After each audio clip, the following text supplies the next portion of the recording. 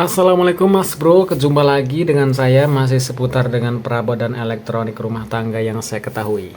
Gitu. Jadi kali ini saya pengen berbagi sama teman-teman, saya pengen berikan masukan atau mungkin berikan pengetahuan khususnya bagi pemula yang pengen tahu. Nah, di sini temanya adalah saya pengen membahas bagaimana kita membangun lampu emergency di rumah dengan menggunakan barang bekas seadanya di sekitar kita, teman-teman. Nah, yang pertama, yang alat yang perlu kita siapkan adalah seperti apa yang sudah ada di depan saya ini. Kita harus memiliki aki ya. Nah, kita harus memiliki aki seperti ini, baik aki motor maupun aki mobil. Nah, kalau teman-teman butuh beban yang besar, baiknya menggunakan aki mobil saja. Bisa aki mobil bekas atau mungkin mobil yang baru, kayak gitu ya. Nah, sekarang kalau setelah kita punya aki, ya, kita harus mempersiapkan barang satu lagi. Ini namanya SCC, ya. Kalau teman-teman butuh, pengen beli, silakan dicari saja di toko online, banyak sekali yang menjualnya. Namanya SCC untuk panel surya, untuk PLTS. Namun di sini kita gunakan untuk mengatur aki yang digunakan untuk lampu emergency di rumah kita. Kemudian selanjutnya kita harus mempunyai ini teman-teman, kepala charger. Ini kepala charger untuk mengecas aki kita. Nah, kalau teman-teman mau membeli kepala charger seperti ini, teman-teman harus perhatikan akinya berapa ampere hour. Ya, perlu diperhatikan ya. Akinya berapa ampere hour. Kalau teman-teman akinya di sini tuh bekas aki mobil yang ukurannya 30-an ampere, teman-teman harus membeli kepala charger ini yang ukuran 3 ampere. Kayak gitu ya, biar akinya awet, biar seimbang. Ya, kalau mungkin teman-teman pas kebetulan di rumah ada kepala charger seperti ini yang 12 volt outputnya, terus kebetulan juga kapasitasnya itu 5 ampere, nggak apa-apa, bisa dipergunakan ya teman-teman ya. Kemudian selanjutnya di sini teman-teman harus punya lampu DC. Ini lampu DC 12 volt seperti yang biasa saya pakai. Saya menggunakan lampu DC seperti ini, lampu pabrikan, dan di sini ada model beberapa kapasitas, ada yang 3 watt, ada yang 5 watt, ada yang 10 watt, macam-macam, tinggal disesuaikan saja. Kalau yang sedengan ya mungkin ya 5 watt, tapi kalau pengen irit ya menggunakan yang 3 watt seperti ini. Bentuknya bisa dilihat teman-teman, ini saya beli di online ya. Nah, seperti ini kita tinggal colok-colokin saja, yang merah ya positif, yang hitam negatif, kayak gitu. Nah, sekarang kalau kita sudah mempunyai alat-alat tersebut, bagaimana cara merakitnya? Mari kita bahas di sini teorinya seperti apa ya, karena ini hal yang sangat mudah. Oke. Sekarang kita bagaimana cara merakitnya? Di sini perlu teman-teman perhatikan terlebih dahulu. Kalau paling kiri ya, paling kiri ini ada simbol panel surya. Ada kutub positif dan negatif.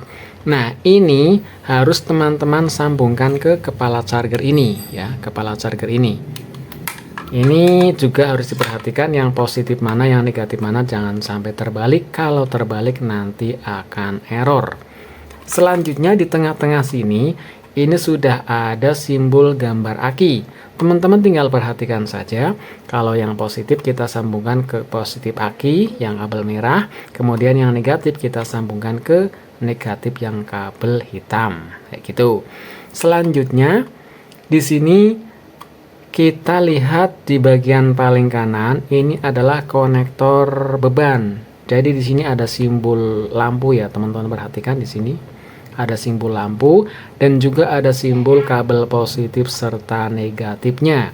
Teman-teman tinggal menyambungkan saja, kemudian nanti pastikan sudah terkoneksi dengan baik dan dijamin nanti akan bisa nyala.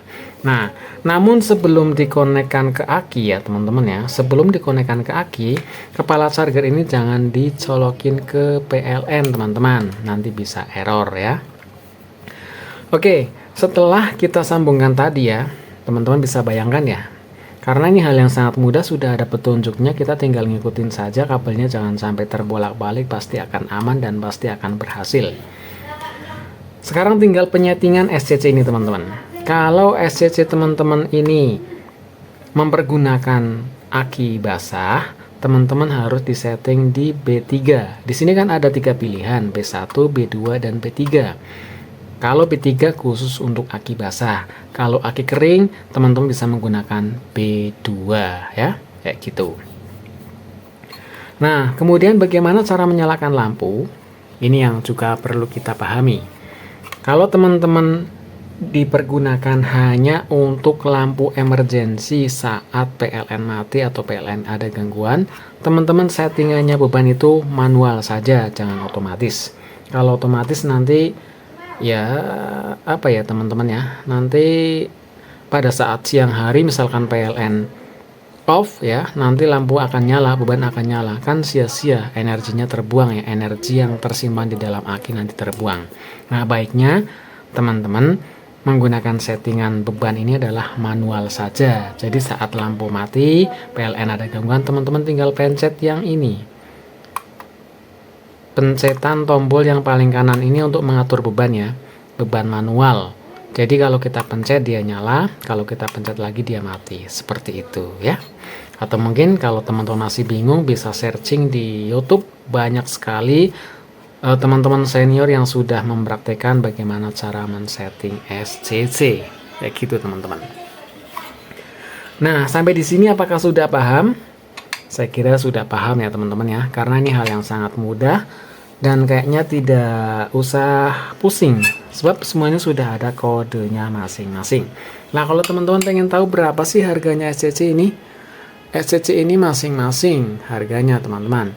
Ada yang 50.000, ada yang 30.000, ada yang lebih dari 100.000. Tinggal kapasitasnya berapa. Kalau kemarin saya beli ini kapasitas 50 ampere. Ya, ada tulisannya teman-teman ya. Kelihatan nggak ya? Kelihatan tuh. Nah, itu 50 ampere. Ini seharga 50-an ribu. Ya, 50-an ribu. Tapi kalau yang 10 ampere mungkin ya di bawah 50.000. Kayak gitu, teman-teman. Oke, mungkin sampai di sini saja apa yang saya bagikan, mudah-mudahan bermanfaat.